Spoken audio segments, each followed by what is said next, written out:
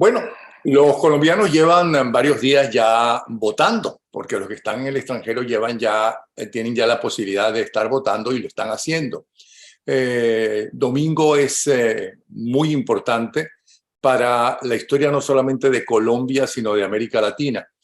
Los dos candidatos tienen sus más contras que pro, pero yo quisiera que Idania Chirinos, si alguien puede decir con la imagen de una periodista venezolana eficiente, seria, ¿no? Que siempre ha tenido puestos muy importantes y responsabilidades muy grandes y las ha sabido afrontar y muy bien, y que ahora es desde hace tiempo directora de contenido de NTN 24, que es el canal de noticias en español más importante que tenemos en América Latina. Y además es la conductora de la tarde. ¿Por qué le pido a ella que nos hable de las elecciones en Colombia? Exactamente por todo lo que dije anteriormente y además porque ha entrevistado a los dos protagonistas y a analistas de los diferentes puntos de vista colombianos. A ver qué está pasando en Colombia y qué se espera que pudiera pasar a lo largo del día domingo. Dicen que va a ser como muy cercana a la votación y que hasta el jueves posiblemente no se sabe quién es el ganador, si es tan cercana, pero todo puede ser una sorpresa. Vamos a ver qué nos dice Idania. Idania, te queremos mucho, bienvenida. Gracias, Napoleón, qué gusto estar contigo. Yo creo que en este momento nadie se atreve a decir cuál va a ser el resultado, porque es que creo que nadie sabe cuál va a ser el resultado. Las mediciones hace una semana que ya no podían hacerse públicas, sin embargo, por supuesto, hay varias empresas que están haciendo tracking. Y hasta donde tengo entendido, en esos tracking que se están haciendo, Rodolfo Hernández lleva unos 4 puntos sobre Gustavo Petro. 4 o 5 puntos hoy no pudiera decirte porque eh, no he podido ver ninguno. Pero esto se traduce en unos 600.000 votos quizás. Ahora, hay un porcentaje de votos en blanco, hay un porcentaje de indecisos, que creo que son los que pueden inclinar la balanza, pero nadie sabe exactamente hacia dónde la van a inclinar. De todas Yo formas, creo que Hernández tiene a su favor, por lo menos lo tuvo, fue una gran sorpresa porque supuestamente le iba a quedar de tercero o a lo mejor de cuarto en la primera votación y resulta que quedó de segundo porque ha utilizado su gente, sus seguidores y sus nuevos seguidores muy bien en los medios de comunicación nuevos, alternativos a las grandes cadenas. eh, realmente ha sido un as, esa ha sido su manera de comunicarse, ¿no? Sobre todo en TikTok. Y uno pudiera pensar que un hombre de más de 70 años, pues no era esta la red social que más iba a utilizar, y sin embargo lo ha hecho y con mucho éxito. Pero esto va a ser un final de fotografía en Napoleón, lo cual complica las cosas, ¿no? A decir de los distintos analistas, ojalá la votación, la diferencia entre ambos fuese aproximadamente de 1 millón, que no hubiese margen para que quien pierda dudara en aceptarlo. Pero no son los pronósticos. Los pronósticos dicen que va a ser un final cerrado. Igual nunca puedes descartar el factor sorpresa, igual que como tú señalabas en la primera vuelta, Rodolfo Hernández dio la sorpresa y pasó a competir en esta contienda de mañana 19 con Gustavo Petro. Pues mira, uno nunca sabe. Hay factores que no podemos dejar de lado, ¿no? En los últimos días, pero porque al final esto es algún analista me dijo, esto es una suma de errores. El que menos se equivoque tiene más oportunidades de ganar. Y lamentablemente para Gustavo Petro en los últimos días, yo creo que ha sumado varios errores de cara al público. Él y su mujer. Unos propios y otros, a eso me iba a referir, a su esposa Verónica Alcocer, que lamentablemente con la expresión que tuvo en relación a las periodistas, se le vino una avalancha de críticas impresionante, fue tendencia en redes sociales, por supuesto, yo creo que todas las periodistas de Colombia reaccionaron de manera inmediata, reclamándole a Verónica Alcocer lo que había dicho, porque era desmeritar el trabajo de las periodistas. Es como si todas las comunicadoras de este país, pues para estar donde están o para tener los trabajos que tienen, bueno, le pelaran el fundillo, los fundillos, como ella dijo exactamente, a los dueños de los medios de comunicación, y por eso es que les va bien, ¿no? Creo que esto Nadie tuvo le un contestó costo. que lo hice porque lo más probable es que ella haya hecho eso con los periodistas para Nadie, ponerlas a bien con Petro. nadie le contestó eso, porque de resto creo que le contestó, eh, mira, yo no creo que exista, o deben ser muy pocas las periodistas que no le contestaron a la esposa de Gustavo Petro. Ahora, Pero Ivania, hace 2 días día, unos al, vecinos, ¿ah? ajá. Hace No, unos no, te días, iba a contar que al día siguiente, además, Gustavo Petro, cuando habla del debate y cuando Rodolfo dice, bueno, que debatiría en determinadas condiciones, él va y responde que sí, que él está dispuesto a debatir. No importa si son con las amigas periodistas que le hacen campaña, ¿no? Vuelta de nuevo, las grandes periodistas de Colombia a responderle a Petro que no son amigas de Rodolfo Hernández, simplemente cada una está haciendo su trabajo y punto, ¿no? sí, te iba a decir que hace 2 días fueron a votar unos vecinos que tengo colombianos y estaban conversando Uh-huh.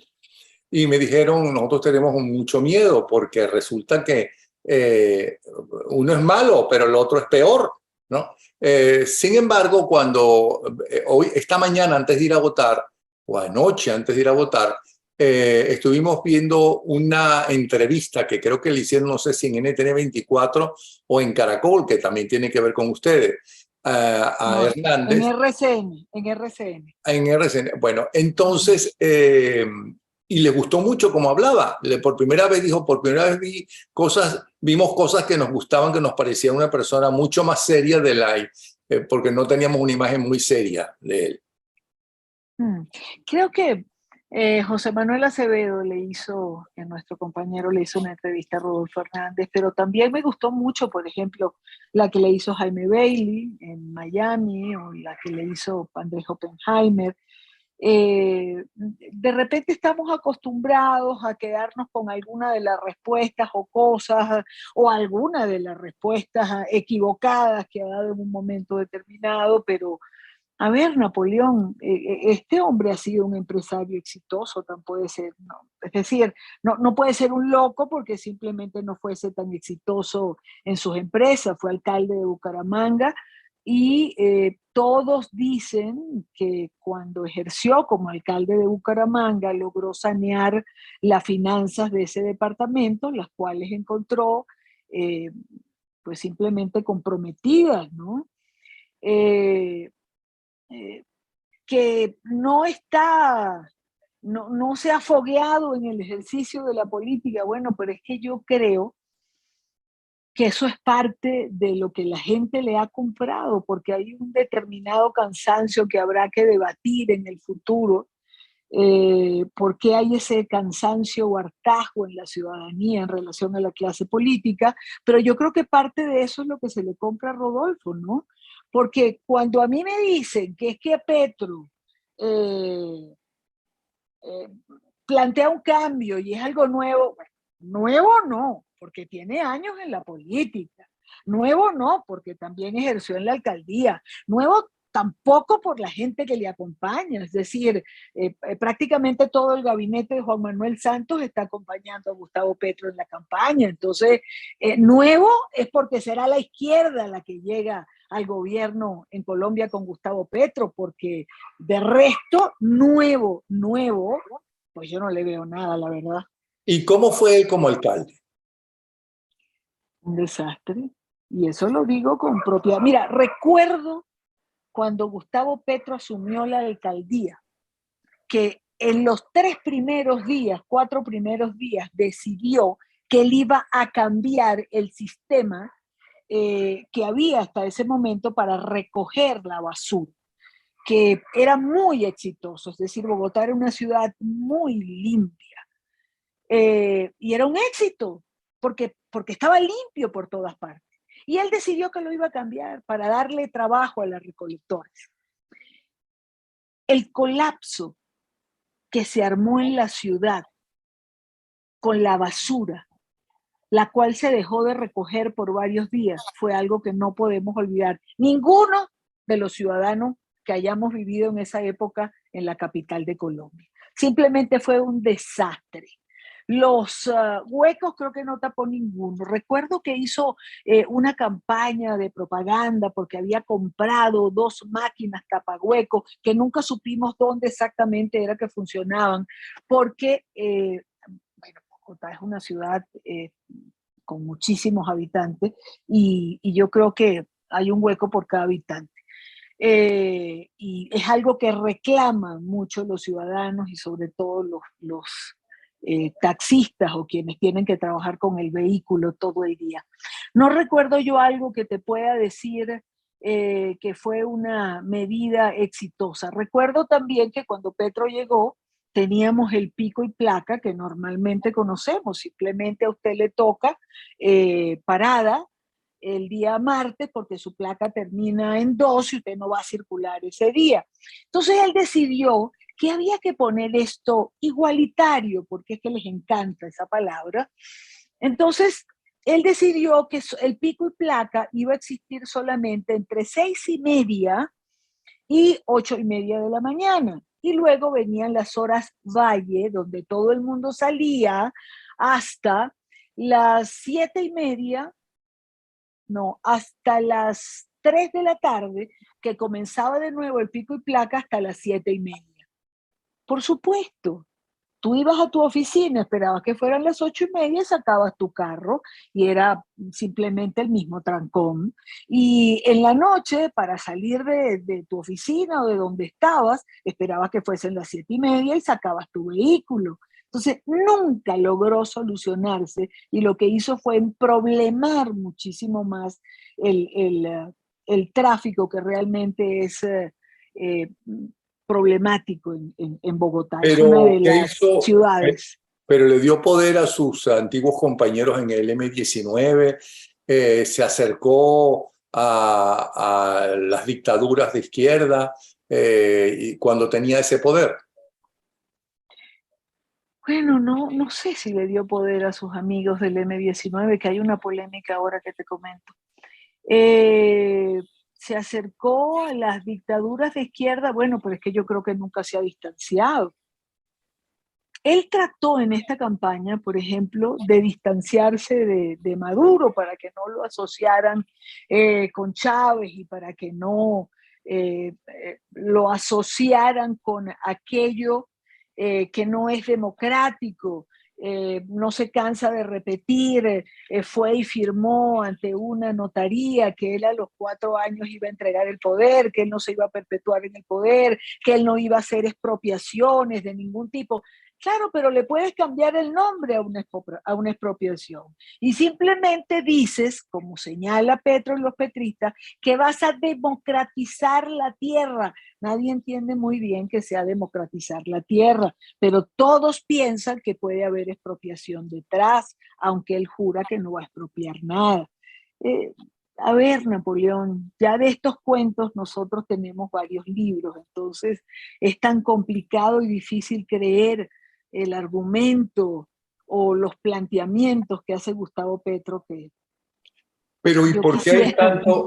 Si fue tan mal alcalde, y sobre todo de una ciudad que es la capital, con la mayor cantidad de habitantes de Colombia, y tiene ese pasado turbulento del M-19, aunque él no participó en el asalto a la justicia de Bogotá, en Bogotá, pero sí era miembro en ese momento. ¿Por qué tiene tantos seguidores? Porque yo creo que el voto, la mayor cantidad de votos de Petro viene de la juventud, Y cuando uno es joven, cree en las utopías. Y cuando uno es joven, tiene sueños. O es que cuando tú eras joven no creíste en las utopías. Pero Porque espera yo un recuerdo, momentico, pero espera un momentico, es que esas utopías se caen en el momento con la realidad, con lo que él hizo como alcalde y con lo que él hizo en su participación con el M-19. mira, el problema es que los jóvenes, a los jóvenes les falta historia siempre. Por ejemplo, un joven de 18 años en este país cree que Colombia siempre fue así, como es ahora. Un joven de 18, 19 años cree que él hace 20 años atrás se podía montar en su carro y atravesar media Colombia en el carro sin que nada le ocurriera. No lo vivió Napoleón, no lo vivió. Los jóvenes de hoy en día no entienden, por más que odien y detesten a Álvaro Uribe, que este país lo cambió Uribe con la seguridad democrática. ¿Y por qué Que detestan a este, Álvaro Uribe? porque se quedaron con los falsos positivos, porque se quedaron con todo lo que la izquierda construyó, y para ellos eso es lo que tienen, lo que se les vendió, y con eso se quedaron. Uribe en este país. Siempre me acuerdo, recuerdo en Venezuela, si en Venezuela llovía en un minuto determinado era culpa de Carlos Andrés, pero bueno, Colombia es más o menos igual. Aquí todo lo que pueda pasar malo es culpa de Álvaro Uribe Vélez, que por cierto en esta segunda vuelta, Uribe es un gran usuario de las redes sociales, de Twitter sobre todo, y está en un silencio absoluto, pero absoluto, no dice nada, no ha tuiteado, no existe, porque, bueno, porque piensa que cualquier cosa que pueda decir puede ser utilizado en contra de cualquiera, ¿no? En este caso de Rodolfo Hernández, me imagino, no lo sé, pero asumió un silencio sepulcral en Pero esta parte. según tus afirmaciones, así como dices que los jóvenes no tienen historia y por eso están con Petro, pero la ¿Y subida por qué? Se compran, pues asombrosa no de lo sé. Hernández es exactamente por los jóvenes, por el TikTok ese que él utilizaba, También, por un lado. también, sí, también, y eso no te lo puedo explicar. Hay una cantidad de jóvenes que también se fueron con Rodolfo Hernández. No sé cómo va a ser en esta segunda vuelta, no tengo idea si siguen allí, si cambiaron de opinión, les parecía ocurrente o compraron que fuese antisistema o antipolítica. No lo sé, no lo sé. También Petro tiene un sector de votos, o tenía, porque no te puedo decir que haya revisado los últimos tracking en un minuto determinado, en el estrato más alto, que era algo que no podían explicarse en un minuto determinado los analistas, ¿no? Y decían que por eso Petro ya no sabía a qué sector de la población dirigirse o a quién hablarle, porque tenía una franja de votantes importantes en los estratos 5 y 6, y se supone que esos estratos son los que le han adversado a lo largo de su carrera política. Hay muchas cosas en esta campaña que le han hecho una campaña distinta, atípica en Colombia. Y que ¿Recuerdas bueno, haber escuchado a alguno de los que han vivido toda su vida ya que hubiera tanto enfrentamiento, tanta división y en el fondo tanto odio en unas elecciones? no, lo han dicho, pero sobre todo que nunca han visto una campaña tan sucia, tan de golpes bajos, tan de todo vale como esta. La filtración de los petrovideos que se le hizo o que salió de la campaña de Gustavo Petro, las conversaciones, lo que allí se exponía, eh, fue algo que impactó. Yo creo que eso también le ha hecho daño a la campaña de Petro, ¿no?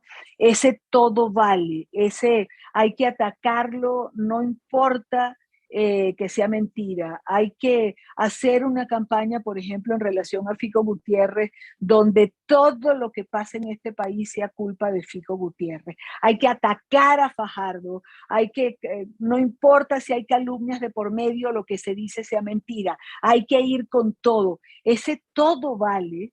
He tenido la oportunidad de entrevistar a gente ya de otra generación que dice que nunca habían visto en Colombia una campaña donde los planteamientos, donde el debate político quedara tan en un segundo o tercer plano como en esta oportunidad.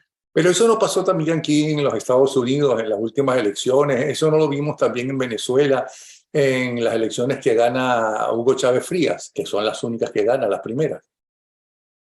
En Estados Unidos vimos de todo. Por Con eso Trump digo, vimos cualquier cosa. Bueno, pero me preguntaste cuál era el pensamiento de quienes han vivido aquí muchos años, y es eso, no sé si aquí no lo habían es que visto da la o no impresión lo que habían vivido. es que da la impresión que está sucediendo en todas partes del mundo. Esa división, ese enfrentamiento, que la gente se hartó de ser de centro derecho, de centro izquierda o sencillamente centrista, sino que Bueno, la gente se está yendo a los extremos. la polarización, justo ayer tenía un invitado en el programa y le preguntaba por qué el medio desaparecía, por qué el centro se estaba difuminando en esta nueva realidad. Y me decía que ante la problemática actual, la gente quería posiciones claras y eso había empujado a la clase política a un lado o a otro, porque la gente estaba cansada de los términos medios, la gente quería que le solucionaran los problemas y que le dijeran cómo, así o asado, pero no que bueno, déjame ver si es que voy, si es que tratamos, si es que lo hacemos de esto, pero lo combinamos con, y eso había hecho que el centro fuese desapareciendo ante la urgencia y la gravedad de las distintas circunstancias de las sociedades. La gente quería respuestas claras, punto. Eso, ayer justo le preguntaba a alguien lo mismo que tú me estás Bueno, preguntando y eso a se mí. agravó en los 2 últimos años con el confinamiento del mundo entero. Estuvieron 2 años encerrados, desesperados, enjaulados, encarcelados. Ya yo sé lo que es estar preso, ¿no? O sea, todos sabemos lo que es estar preso, o muy cercano a la prisión. Pero hablaste de que Petro trató de alejarse de Maduro por su pasado. Pero Hernández trató de acercarse y dijo una cosa que desde el punto de vista de un presidente colombiano es lógico, es decir, nosotros tenemos graves problemas, ¿okay? Los venezolanos tienen que solucionar ellos sus problemas, pero es que parte de esos graves problemas que tiene Colombia se deben a los problemas venezolanos con la inmigración, ¿no? Los venezolanos que han tenido que huir de su país, ya sea por persecución, ya sea por hambre, ya sea por la deficiencia de los servicios públicos que no le permiten ni siquiera trabajar. Ningún plan de gobierno o ningún plan en un nuevo gobierno puede establecerse sin que Venezuela en sus distintas aristas sea una prioridad. Por ejemplo, para quienes manejan política exterior, eh, dicen que para Colombia lo más importante política exterior es Venezuela. Ambos candidatos han planteado un restablecimiento de relaciones. Para Rodolfo, las relaciones a restablecerse deben ser en primer término las relaciones comerciales y las relaciones consulares. En este punto hay mucha coincidencia de varios analistas políticos. Dado los colombianos que viven en Venezuela, dado la franja fronteriza que compartimos, las relaciones consulares o mantener un vínculo comunicacional de alguna manera debe ser importante.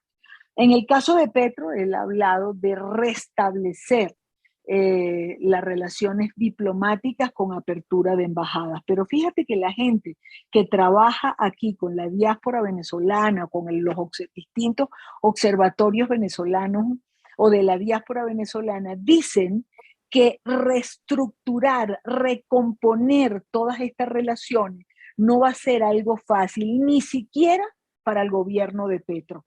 que no va a ser sencillo, dado los años que se tiene con ese vínculo roto, los problemas que hay en la franja fronteriza, la delincuencia, los grupos levantados en armas, el cobijo que le da Maduro a la insurgencia, que eso no es fácil. Mira que alguien me comentaba en estos días que estábamos a punto de ver en poco tiempo que un comandante del ELN fuera venezolano, porque ya el grueso del ELN estaba conformado por venezolanos y no precisamente por colombianos. Entonces, ¿cómo va a manejar Gustavo Petro si llega presidente de eso? Bueno, es algo que no sabemos. Me imagino que Rodolfo Hernández lo manejará distinto, es decir, Rodolfo puede querer y puede ser su posición decir los venezolanos tienen muchos problemas, nosotros tenemos mucho, hay que ocuparse de los de aquí. Él dice la mejor política exterior es la de adentro, pero resulta que tu política interior te la altera esa cantidad de grupos que están en la frontera protegidos por Nicolás Maduro. Entonces, por ejemplo, hay quien apuesta que basta que Maduro diga cualquier necedad de la que él es capaz de decir en los primeros 3 meses para que Rodolfo le conteste seguramente alguna de las de él. Entonces, no es claro, no hay claridad en relación a eso. No, y además, no solamente es eso, sino es el problema de la salud, porque con esa enorme cantidad de inmigrantes, ¿no? Hay un problema de salud también, de hospitalización, es un problema de comercio, es un problema de trabajo, de puestos de trabajo, Sí. De escolaridad, ¿no? Es un grave problema. Para Colombia es un gravísimo, gravísimo problema. Hay una cantidad de niños, no puedo decirte, no tengo la cifra en este momento, pero hay una cantidad de niños, por ejemplo, del Táchira que estudian en Colombia. Yo cuando he estado en la frontera, veo cuando los recogen y cuando los llevan, vienen, hay 2 turnos, unos vienen en la mañana, pasan todo el día de este lado en los colegios y luego se van en la tarde, y en la tarde hay otro turno. Los centros hospitalarios han llegado a estar colapsados por los venezolanos que cruzan la frontera buscando ser atendidos, buscando salud, como tú señalas, porque del lado venezolano pues no la encuentran o no la tienen.